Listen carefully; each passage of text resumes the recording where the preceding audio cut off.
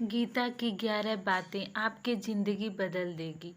पहली, क्रोध का त्याग कर दें। क्रोध से मनुष्य की मति मारी जाती यानी मूड जाती है, स्मित भ्रमित हो जाती है। इसलिए भ्रम हो जाने से मनुष्य की बुद्धि नष्ट हो जाती है और बुद्धि नाश हो जाने पर मनुष्य खुद अपना ही नाश कर बैठता है। नंबर 2, मृत्यु से भी बढ़कर है मृत्यु का भय। ना कोई मरता है और ना ही कोई मारता है, सभी निमृत मात्र हैं। सभी प्राणी जन्म से पहले बिना शरीर के थे, मरने के उपरांत वे बिना शरीर वाले हो जाएंगे। यह तो बीच में ही शरीर वाले देखे जाते हैं, फिर उनका शौक क्यों करते हो? कोई भी अमर जड़ी खाकर पैदा नहीं हुआ है। कोई जल्दी मरेगा तो कोई देर से। मृत्यु का भय मत पालो, मरता तो सभी को एक ना एक दिन है। जिसने जन्म लिया है उसकी मृत्यु तय है।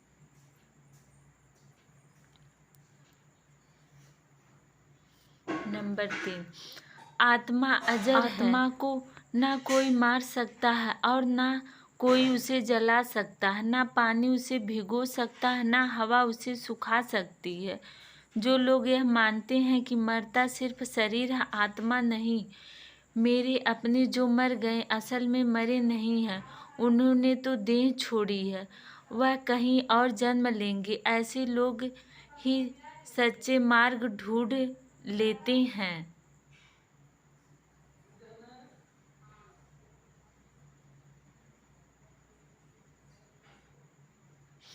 कोई हमारा अपना नहीं है। गीता में श्री कृष्ण अर्जुन से कहते हैं कि हे अर्जुन, तेरे और मेरे कितने भी जन्म हो चुके हैं, आज तुझे तू अपना समझ रहा है, वे पूर्व जन्म में तेरा नहीं था। मेरे और तेरे बहुत जन्म हो चुके हैं, मैं उन सभी जन्मों के बारे में जानता हूँ, लेकिन तू नहीं जानता है। 5वां, कर्मवान बनो। कर्मवान बनो, आस्थावान नहीं। इसलिए कर्म का फल के लिए मत करो और ना ही कर्म करने की तुम्हारी आसक्ति हो। मन अपने बस में है, जो जितेंद्रिय एवं विशुद्ध अंतःकरण वाला है और संपूर्ण इंद्रियों का आत्मा रूप परमात्मा ही जिसका आत्मा है, ऐसा कर्म योगी कर्म करता हुआ भी लुप्त नहीं होता। कर्मों में कुशलता को ही योग कहा जाता है। 6वां, नरक का द्वार। काम, क्रोध तथा लोभ, ये 3 प्रकार के नरक के द्वार सर्व अनर्थों के मूल और नरक की प्राप्ति होने से यहाँ काम, क्रोध और लोभ को नरक का द्वार कहते हैं। 7वां, व्यर्थ की चिंता छोड़ वर्तमान में जियो। क्यों व्यर्थ की चिंता करते हो? किससे व्यर्थ डरते हो? कौन तुम्हें मार सकता है? आत्मा ना पैदा होती है ना मरती है। जो हुआ वह अच्छा हो रहा है, जो होगा वह भी अच्छा ही होगा। तुम भूत का पश्चाताप ना करो, भविष्य की चिंता करो, वर्तमान चल रहा है। 8वां, लगाव ही दुख का कारण है। तुम्हारा क्या गया जो तुम रोते हो? तुम क्या लाए थे जो तुमने खो दिया?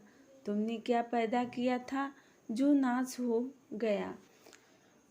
जो कुछ लेकर आए, जो लिया यहीं से लिया, जो दिया यहीं पर दिया, जो लिया इसी भगवान से लिया। खाली हाथ आए और खाली हाथ चले जाओगे। जो आज तुम्हारा है वह कल किसी और का होगा। तुम इसे अपना समझकर मग्न हो रहे हो। बस यही प्रसन्नता तुम्हारे दुखों का कारण है। 9वां, परिवर्तन को समझो और उसके साथ रहो। परिवर्तन संसार का नियम है। जिसे तुम मृत्यु समझते हो वही तो जीवन है। एक क्षण में तुम करोड़ों को स्वामी बन जाओगे, दूसरे ही क्षण में तुम दरिद्र हो जाते हो। तेरा मेरा छोटा बड़ा अपना पराया मन से मिटा दो, फिर सब तुम्हारा है, तुम सबके हो। ना यह शरीर तुम्हारा है, ना तुम ही किसी और को हो। यह अग्नि जल वायु पृथ्वी आकाश से बना है और इसी में मिल जाएगा, परंतु आत्मा स्थिर है, फिर तुम क्या हो?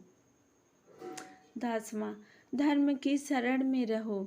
यदि तुम खुद कुछ नहीं कर सकते हो तो श्री कृष्ण कहते हैं कि तुम अपने आप को भगवान को अर्पित करो। यही सबसे उत्तम सहारा है। जो उसके सहारे को जानता है वह भय, चिंता व शोक से सर्वदा मुक्त है। जो कुछ भी तू करता है उसे भगवान को अर्पित करता चल।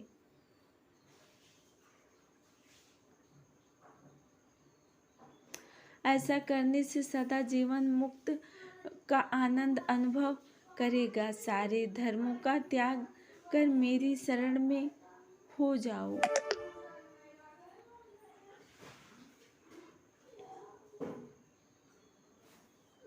10वां, विश्वास। मनुष्य अपने विश्वास से निर्मित होता है। जैसा मैं विश्वास करता है वैसा वह बन जाता है। सदा सदा सदा सदा संदेह करने वाले व्यक्ति को प्रसन्नता न इस लोक में न परलोक में मिलती है। जो कोई भी व्यक्ति जिस किसी देवता की पूजा विश्वास के साथ करने की इच्छा रखता है, मैं उस व्यक्ति का विश्वास उसी देवता में दृढ़ कर देता हूँ।